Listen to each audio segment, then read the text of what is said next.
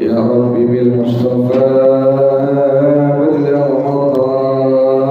مقاصدنا واغفر لنا ما مضى يا واسع الكرم.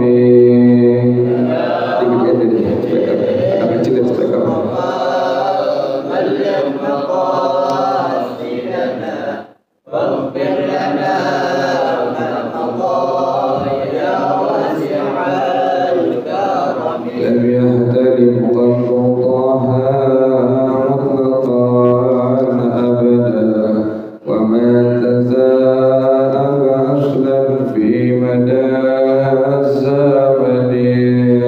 يا رب بالمصطفى بلغ مقاصدنا واغفر لنا ما مضى يا واسع منه الدواب فلم تهرب وما وقعت ذبابة أبدا في جسمه الحسن. يا رب بالمصطفى بلغ مقاصدنا واغفر لنا ما مضى يا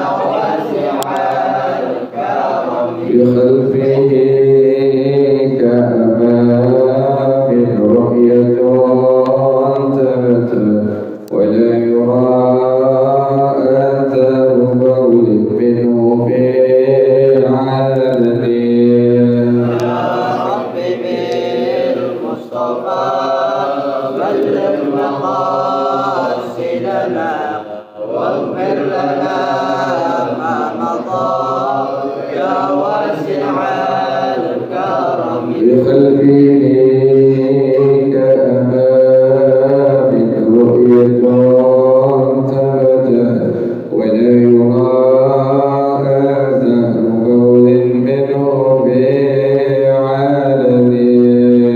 يا رب بالمصطفى بلغ مقاصدنا واغفر لنا ما مضى يا واسع الكرم. وقلبه لم ينم والعين قد نعست ولا يرى زله في الشمس فاضل.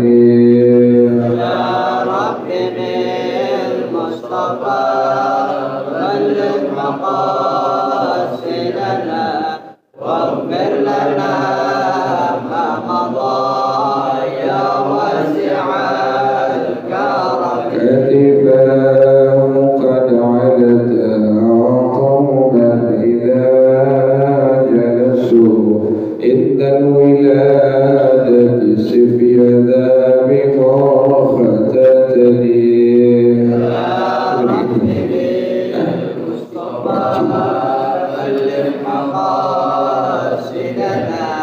واغفر لنا ما مضى يا واسع الكرم.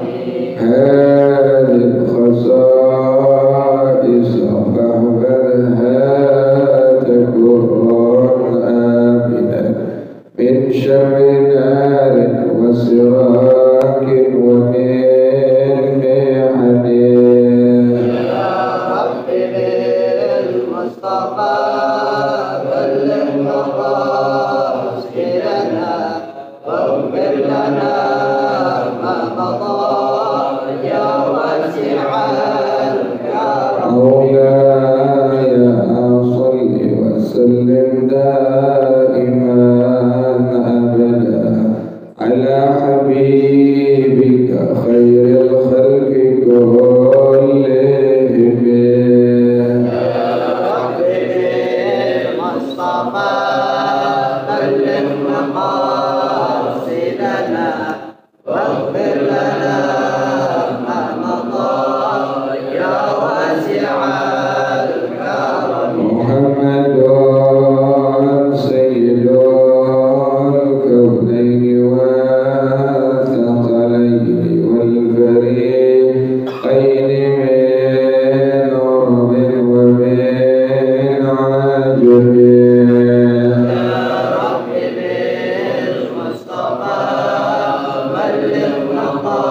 مقاصدنا واغفر لنا ما مضى يا واسع الكرم ومن تكن برسول الله نصرته إن تلقاه العسر بأعجابها تجبين يا رب بالمصطفى بلغ مقاصدنا واغفر لنا ما مضى يا واسع الكرم والحبيب الذي ترجى شفاعته في كل حول من الأحوال وكتائب يا رب بالمصطفى مقاصدنا واغفر لنا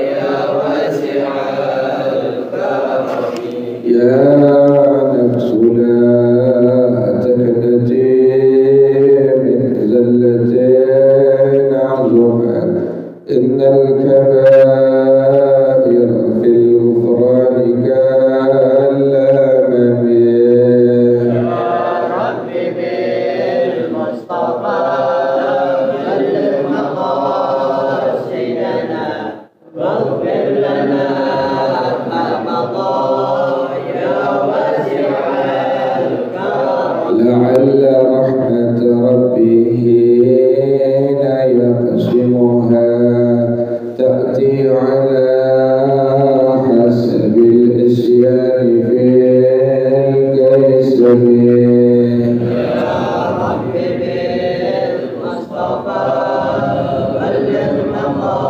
مقاصدنا واغفر لنا ما مضى يا واسع الكرم يا نفس لا تقنتي من زلة عظمت إن الكبائر في الغفران كالأمم يا رب بالمصطفى بلغ مقاصدنا واغفر لنا ما مضى يا واسع الكرم مولاي صل وسلم دائما أبدا على حبيبك خير الخلق كلهم يا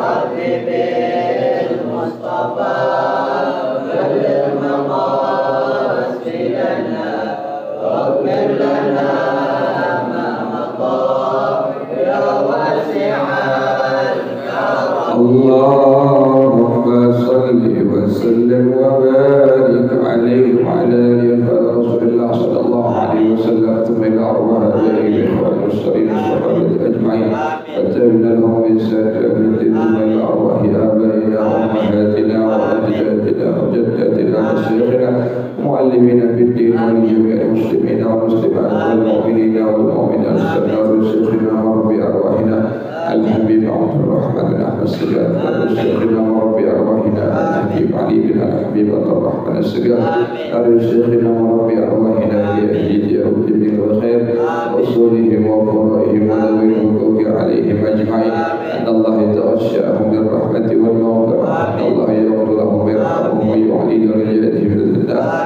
ويعين علينا من بركاتهم وأسرارهم وأنوارهم وعلومهم ونفحاتهم وكراماتهم إمدادهم بالدين والدنيا والآخرة الفاتحة على هذه النية وعلى كل نية صالحة جالبة لكل خير دافعة لكل شر وإلى حضرة النبي محمد صلى الله عليه وآله وصحبه وسلم الفاتحة أعوذ بالله من الشيطان الرجيم بسم الله الرحمن الرحيم الحمد لله رب العالمين الرحمن الرحيم مالك يوم الدين إياك نعبد وإياك نستعين اهدنا الصراط المستقيم صراط الذين أنعمت عليهم غير المغضوب عليهم ولا الضالين آمين. اللهم صل وسلم على سيدنا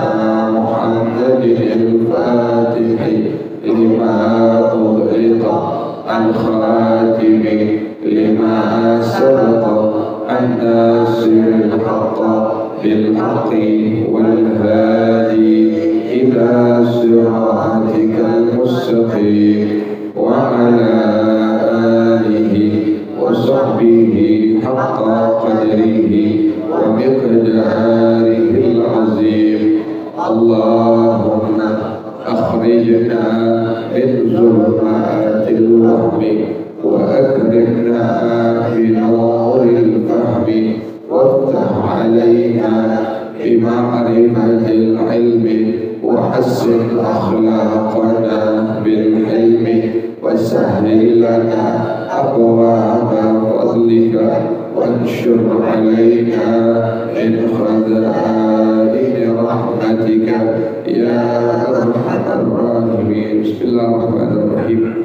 الحمد لله رب العالمين والصلاة والسلام على أشرف الأنبياء والمرسلين وعلى آله وصحبه أجمعين.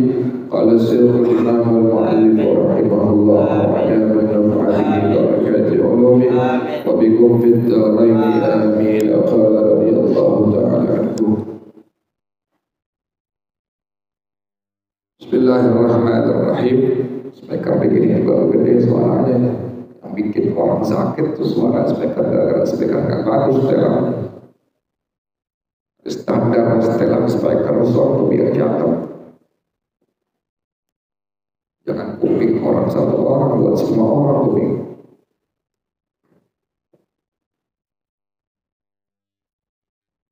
Tahu dari dulu speaker itu udah berubah lagi. Cakep jelek, standar umum.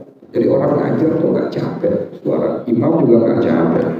Seperti ini dulu, pegang ini, baru gede suara.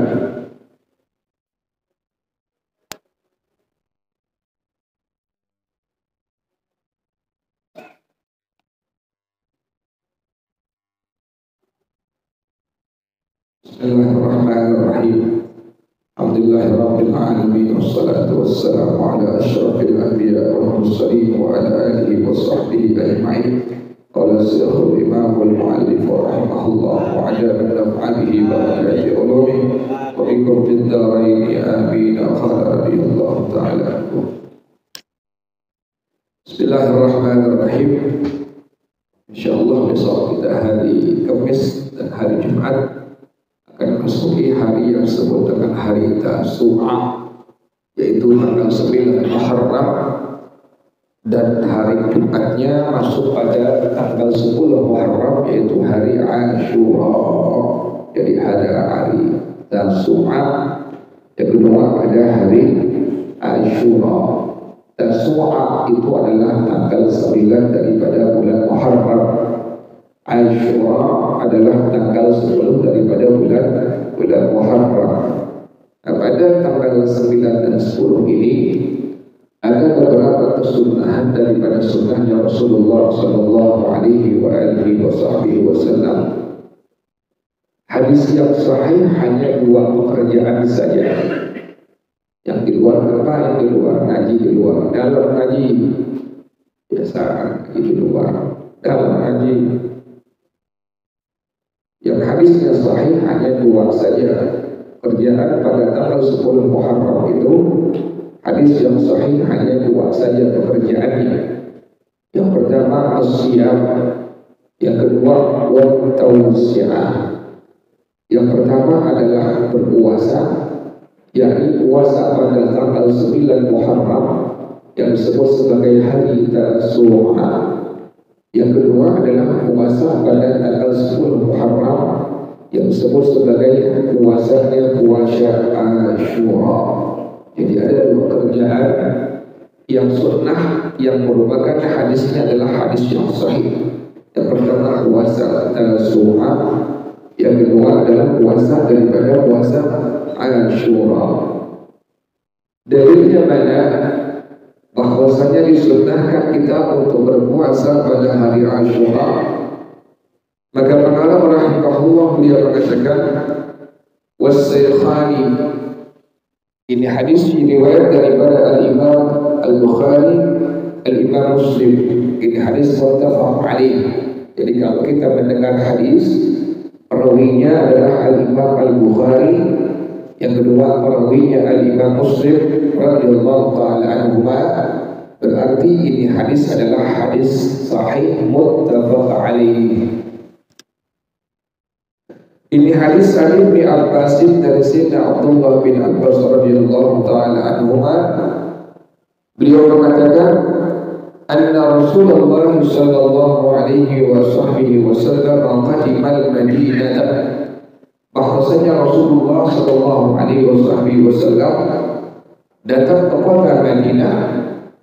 Fawajada al-yahuda siyaman yawma Asyura. Maka Rasulullah sallallahu alaihi wasallam beliau mendapatkan orang-orang Yahudi mereka sedang berpuasa pada hari Asyura. Jadi pas Nabi masuk ke kota Madinah Al-Munawwarah, Nabi melihat fenomena bahwasanya orang-orang Yahudi itu sedang berpuasa pada hari Asyura, yaitu tanggal 10 daripada bulan Muharram. Faqala lahum Rasulullah sallallahu alaihi wasallam, maka langsung Rasulullah sallallahu alaihi wasallam berkata kepada orang-orang Yahudi, ma hadzal yawmul ladzi tasumunahu, hari apa ini yang kalian semua wahai orang-orang Yahudi melakukan ibadah puasa. Nabi pas masuk ke kota Madinah Al-Munawwarah, maka beliau mendapatkan orang-orang Yahudi itu sedang berpuasa pada hari Asyura. Nabi tanya, apa yang kalian lakukan dari puasa kalian ini? Kenapa kalian sampai berpuasa pada hari ini? Faqalu, maka mereka semua menjawab, hadza yaumun azimun anjallahu fihi Musa wa qaumahu wa aghraqa fir'auna wa qaumahu. Ini hari yang mulia, ini hari yang agung. Allah menyelamatkan Nabi Musa beserta kaumnya, dan Allah menenggelamkan Fir'aun beserta kaumnya pada hari Asyura. Jadi pada hari Asyura Allah selamatkan orang-orang Yahudi, Allah selamatkan Nabi Musa dengan kaumnya, juga Allah tenggelamkan Fir'aun dengan kaumnya pada hari Asyura.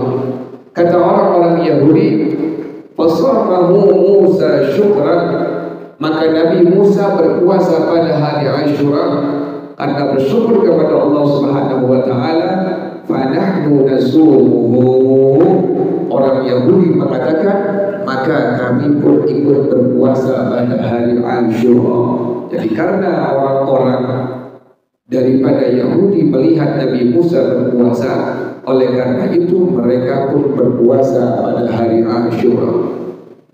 Faqala Rasulullah sallallahu alaihi wasallam, fanahnu ahaqqu wa awla bi Musa minkum, kami ini lebih berhak, lebih utama dengan Nabi Musa daripada kalian, maka kami berpuasa pada hari Asyura. Tetapi para jemaah sekalian, untuk menelisih kerjaan daripada kerjaannya orang-orang Yahudi, untuk menyelisih kerjaan daripada kerjaannya orang-orang Yahudi, maka kata Rasulullah SAW, disunnahkan kita untuk berpuasa pada hari Tasu'a. Jadi tanggal 10 Muharram Asyura kita berpuasa, pun pada tanggal 9 Muharram hari Tasu'a kita dianjurkan untuk berpuasa oleh Rasulullah sallallahu alaihi wasallam. Kemudian yang kedua adalah at-tausi'ah, memperluas daripada nafkah istri dan nafkah atau jajan daripada anak-anak.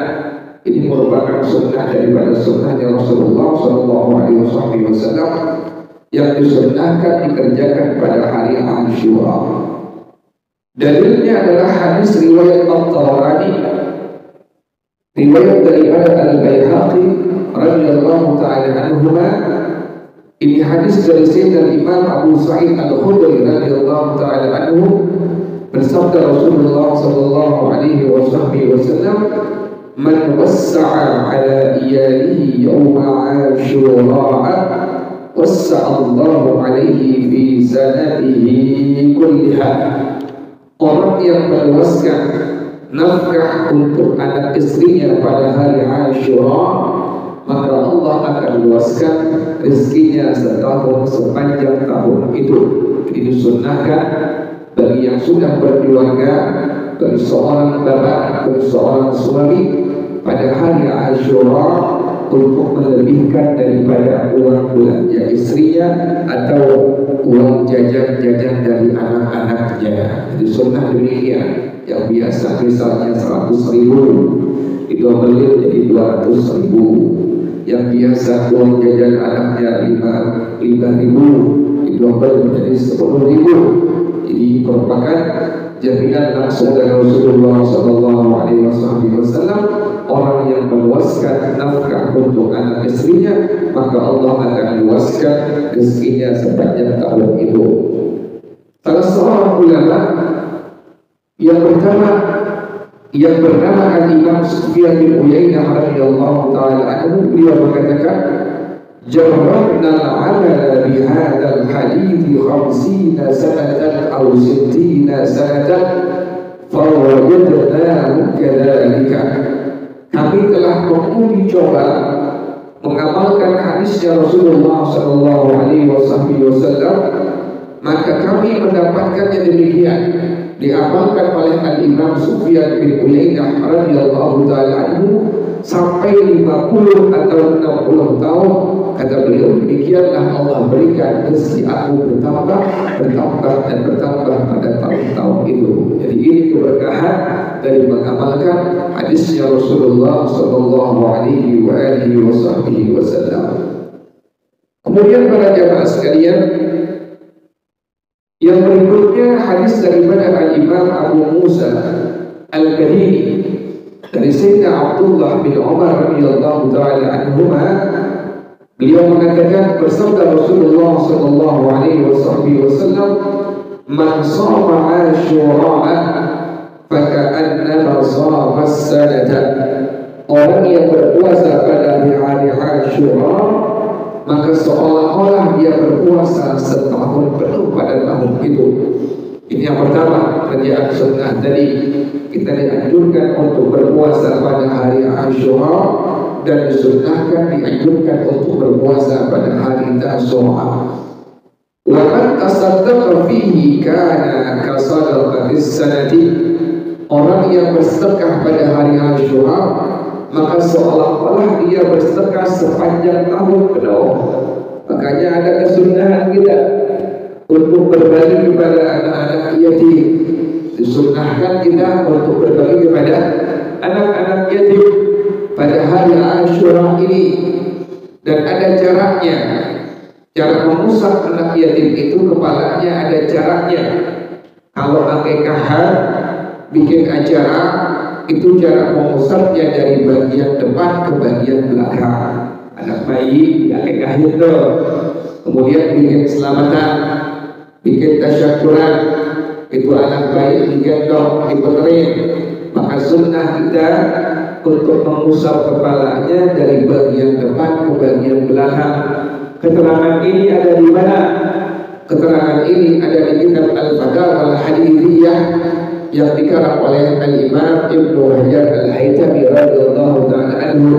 Jadi kalau ada anak bayi diakikahin, kemudian dibawa keluar oleh bapaknya, diputerin, maka kita sunnah memegang kepala itu anak bayi dari bagian depan ke bagian belakang, sunnahkan demikian. Tetapi apabila anak yatim yang kita sering santuni pada tanggal 10 bulan Muharram, itu ada cara untuk mengusapnya pun sama. Keterangan ini di dalam kitab Al-Fatawa Al-Hadithiyah yang dikarang oleh Al-Imam Ibnu Hajar Al-Haytami. Beliau mengatakan anak yatim itu yang pertama adalah anak yang ditinggal mati oleh bapaknya. Perlu menjadi satu pembelajaran buat kita semua bagi orang-orang yang menyantuni anak-anak yatim. Makanya yang tepat itu kalimatnya santunan anak-anak yatim dan anak-anak duafa. Kenapa harus demikian? Harus ada kalimat dan anak-anak duafa. Kalau antum bikin event, bikin acara santunan anak-anak yatim, maka definisi yatim pada hukum syara itu apa? Yaitu adalah yang pertama, anak yang ditinggal mati oleh bapaknya. Yang kedua adalah seorang anak yang ditinggal mati oleh bapaknya yang belum menginjak usia balik. Yang belum menginjak usia balik. Kata Rasulullah sallallahu alaihi wasallam, la yuthba ba'dal bulugh, tidak dikatakan yatim setelah ini anak sudah menginjak usia balik. Jadi kalau kita bikin santunan anak-anak yatim, cari berarti anak-anak yatim yang masih apa? Yang masih kecil, yang belum beliau. Makanya bikin kalimat biar benar, biar pas. Itu yang pertama tadi. Bikin kalimatnya santunan anak-anak yatim dan anak-anak duafa. Itu yang pertama. Yang kedua, untuk hadiah berceramah, untuk bikin konsumsi, pembelian jeruk, pembelian buah-buahan, pembelian makanan, itu jangan diambil dari uang anak-anak yatim. Silahkan bikin muharramat, tapi dengan ilmu, dengan ajarannya Rasulullah SAW. Tadi itu kalimatnya santunan anak-anak yatim dan anak-anak duafa. Oh, harus demikian. Kalau panitia membuat satu acara dengan kalimat santunan anak-anak yatim, maka tadi panitia wajib mencari anak-anak yatim yang belum menginjak usia beliau.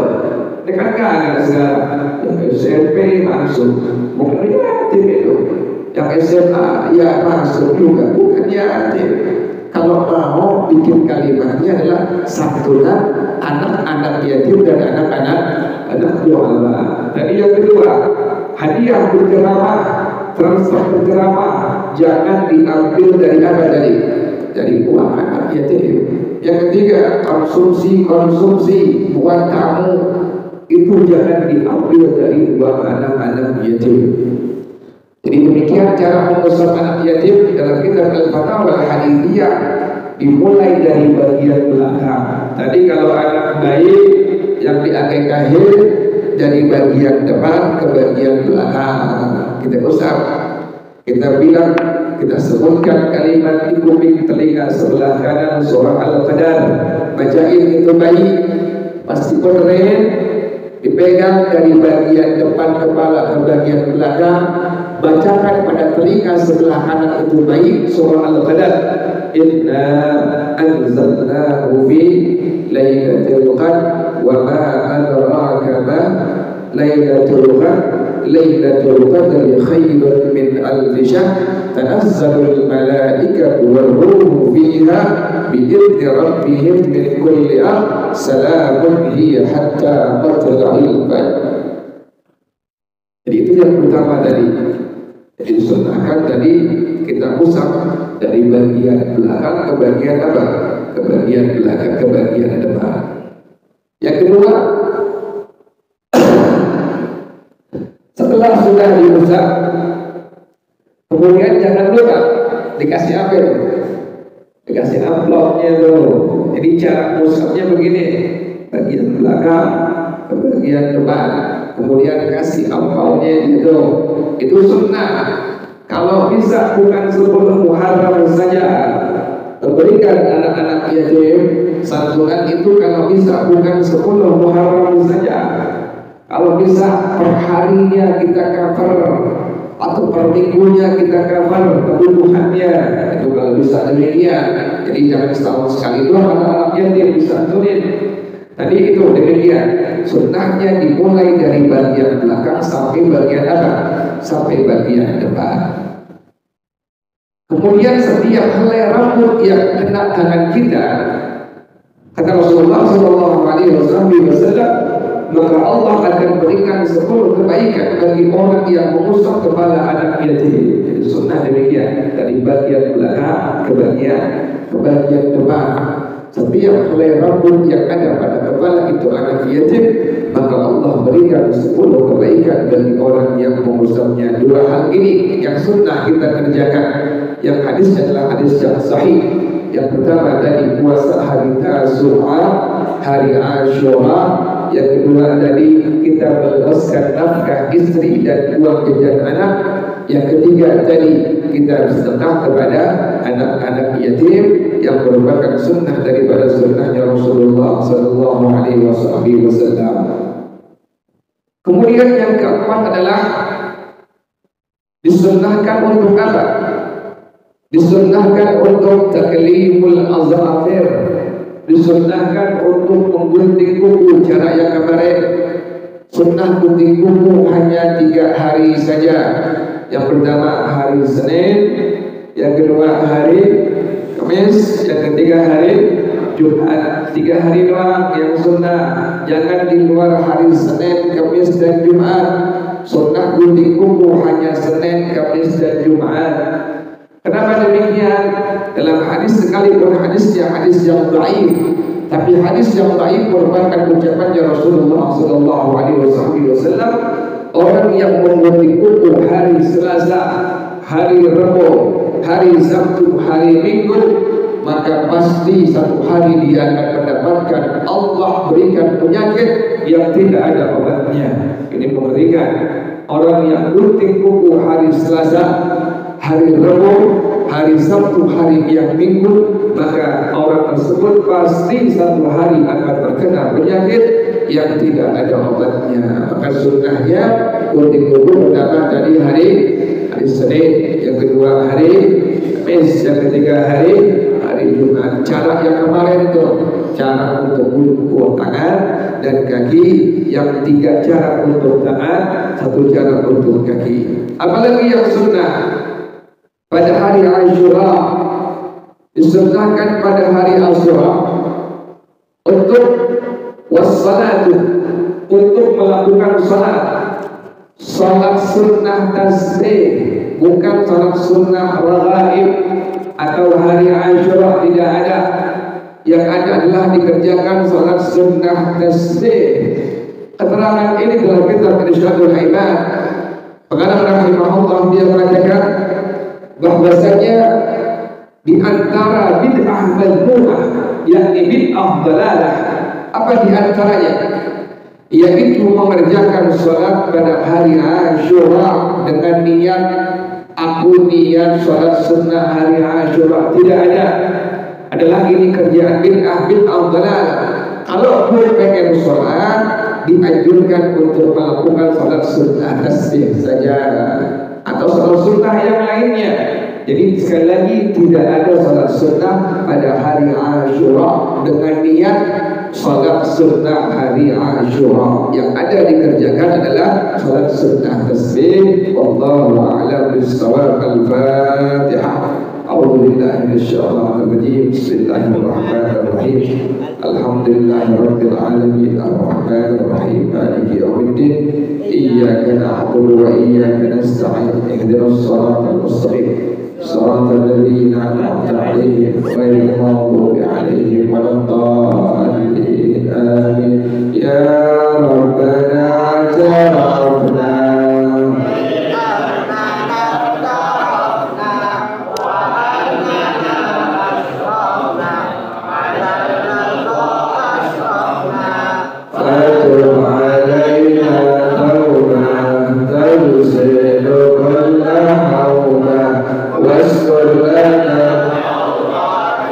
وعابد الروعة